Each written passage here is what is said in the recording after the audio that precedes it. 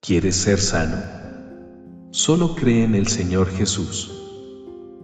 Al hombre que Jesús hace esta pregunta llevaba 38 años enfermo, imposibilitado para llegar por sí mismo al agua de sanidad.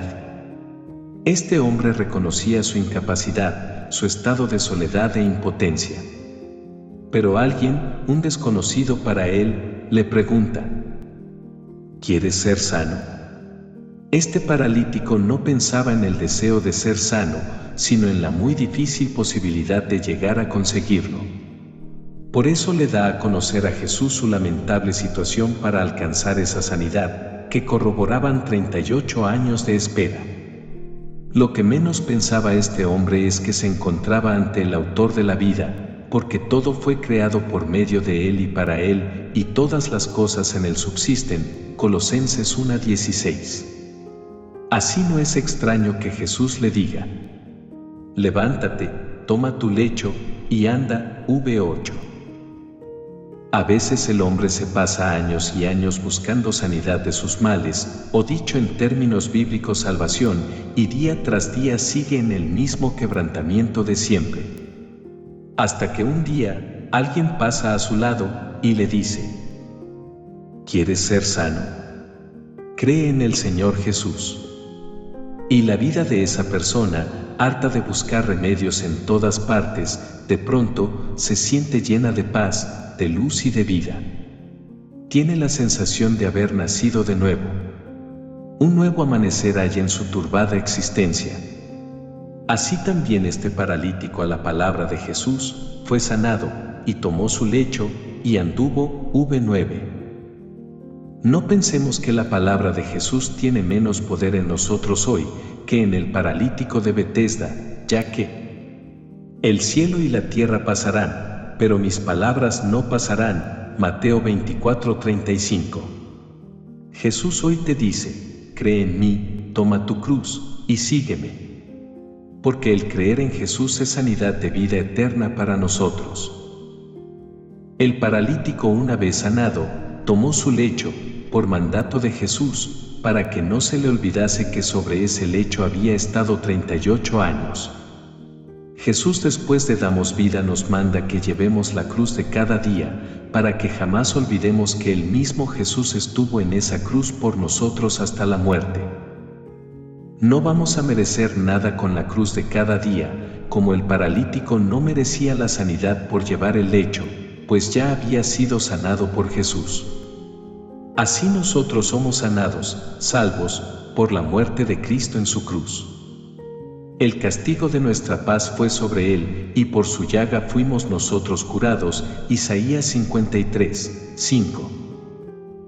Por lo cual las tribulaciones de cada día, la cruz, no tienen para nosotros otro significado que purificar nuestra fe, al recordamos los sufrimientos salvíficos de Cristo en su muerte de cruz por nosotros. Cuando los fariseos vieron a ese hombre llevando su lecho, le reprochan tal actitud, porque era día de reposo. Mas este hombre se apoya por completo en aquel que le había dicho: levántate, toma tu lecho y anda. V11. Y así responde: el que me sanó, él mismo me dijo: toma tu lecho y anda. V11. Para este hombre la palabra de su sanador estaba por encima de cualquier apreciación personal o religiosa de otras personas. Jamás pueden estas personas, desde su anquilosada religiosidad, anular el poder salvífico de la palabra de Dios, confirmada por su Hijo Jesucristo en todos aquellos a los que Él quiere darles vida eterna, depositando en sus corazones la fe necesaria, para que le acepten como su único y perfecto Salvador. Si uno no quiere creer en Cristo, aún la misma palabra de Dios le vale como excusa para afianzar su estúpida incredulidad.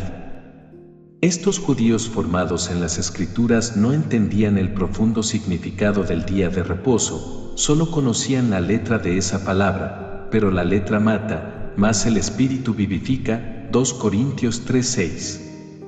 Estas palabras salieron de la boca de uno de los fariseos más preclaros de todos los tiempos, el apóstol Pablo. Pero a pesar de esta contundente sentencia sigue habiendo muchos que solo se acercan a Dios por la letra de su palabra, la cual manipulan a su antojo en pro de su propia muerte, y de aquellos que se deleitan en sus manipulaciones. Jesús a este hombre le dice: mira, has sido sanado, no peques más, para que no te venga alguna cosa peor. V14. Aquellos que hemos tenido la gran dicha de haber sido sanados por creer la palabra de Dios, y hemos visto en nosotros mismos esos efectos maravillosos de su poder, debemos permanecer fieles a esta palabra, dejando a un lado de una vez por todas a los manipuladores de esa palabra, porque cuando les hicimos caso, ningún bien nos han traído, sino muerte. Si hemos sido sanados, no pequemos más, dudando del poder salvífico de su palabra en la fe de Jesucristo. Mi Padre hasta ahora trabaja, y yo trabajo. V17. Esta es la razón del éxito de su palabra, el mismo Padre y su Hijo Jesucristo obran por medio de su palabra. Esto es algo que deja fuera de juego a los que simplemente se quedan con la letra de la palabra, como les pasaba a los fariseos, que procuraban matar a Jesús. V16, porque no conocían de la palabra más que la letra. Pero Jesús les mostraba el verdadero poder de Dios en su palabra, y esto era inaceptable para ellos, porque eso significaba que Dios era su propio Padre, y Él era igual a Dios. V18. Hoy han aparecido grupos que niegan que Jesucristo es el Hijo de Dios, y Jesús dice: el que no honra al Hijo, no honra al Padre. V23. ¿Por qué, pues, se llaman testigos de Jehová si niegan a Dios en su Hijo Jesucristo? Son testigos de mentira, no de la verdad, que es Cristo. Si no honran al Hijo, no pueden honrar al Padre. Otros añaden una nueva revelación, haciendo del nombre de Jesucristo un simple camuflaje para vender su sórdido error. ¿Por qué se llaman Iglesia de Jesucristo de los Santos de los Últimos Días, si niegan lo que Jesucristo nos reveló del Padre, sustituyéndolo por una falsa revelación nacida del hombre de mentira? No son de Jesucristo, porque no perseveran en la doctrina de Cristo, no tienen a Dios. 2 Juan 9v, por tanto no son santos, están puestos para juicio en el último día. Otros de antiguo dan más importancia a sus definiciones papales o de iglesia que a la palabra de Dios y de su Hijo Jesucristo. ¿Por qué, pues, se llama una santa, católica, apostólica y romana, si no permanece en la palabra del único santo, ni es fiel a la doctrina de los apóstoles? Roma no permanece fiel a la palabra de Dios, su nombre auténtico es infidelidad, madre de las rameras, la ciudad que se asienta sobre 7 montes, Apocalipsis 17. Todos estos trabajan para su humana organización, pero no admiten, hoy y ahora, el obrar del Padre y del Hijo. Todos estos no se pueden maravillar de las obras que el Padre muestra por medio de la fe en su Hijo, porque han sustituido la obra del Padre en su Hijo por métodos de religión humana. Qué tremendo error dejar la obra de Dios, en la que Dios muestra su amor al Hijo. V20, obrando el Padre en aquellos que creen en su Hijo. Así vemos que el Padre obra y el Hijo obra igualmente en los que creen. Viene la hora, y ahora es, cuando los muertos oirán la voz del Hijo de Dios, y los que la oyeren vivirán. V25. Esta es la gran obra de Dios por medio de su Hijo Jesucristo, ahora es. Cuando a los que estábamos muertos en delitos y pecados nos dio vida juntamente con Cristo, por medio de la fe. Efesios 2. Ahora es, se actualiza para todo hombre o mujer que quiera ser sanado por Jesucristo, y ver así como el Padre y el Hijo obran en el creyente, hoy y ahora. Los judíos, que nos muestra este capítulo 5, no se pudieron maravillar de estas obras de Dios, porque no oyeron la palabra de Jesús, y no creyeron al Padre que hablaba en el Hijo, por eso siguieron en su condenación, no pasaron de la muerte a la vida. Estos hombres perdieron su ahora, no seas tan insensato que desprecies tu oportunidad de ahora. porque aún es tiempo de que los muertos, en delitos y pecados, oigan la voz del Hijo de Dios. Mas ese oír es para vida, como fue para el paralítico sanidad, el oír la voz de Jesús. Con toda contundencia Jesús dice: el que oye mi palabra y cree al que me envió, tiene vida eterna, y no vendrá a condenación, mas ha pasado de muerte a vida. V24. ¿Cómo van a creer en Dios y en su Hijo, cuando no se le presenta la verdadera palabra de Jesucristo, y lo que oyen son fórmulas o consideraciones de hombres que ocultan la palabra de Dios? Pero los que tal cosa hacen están privando a los oyentes de la vida eterna.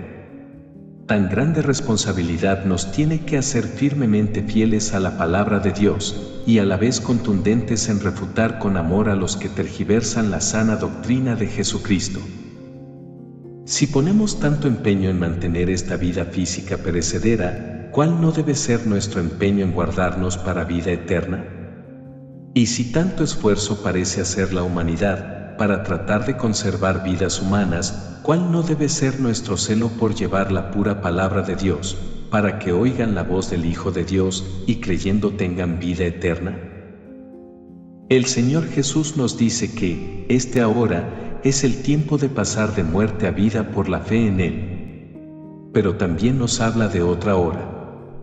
No os maravilléis de esto, porque vendrá hora cuando todos los que están en los sepulcros oirán su voz. V28.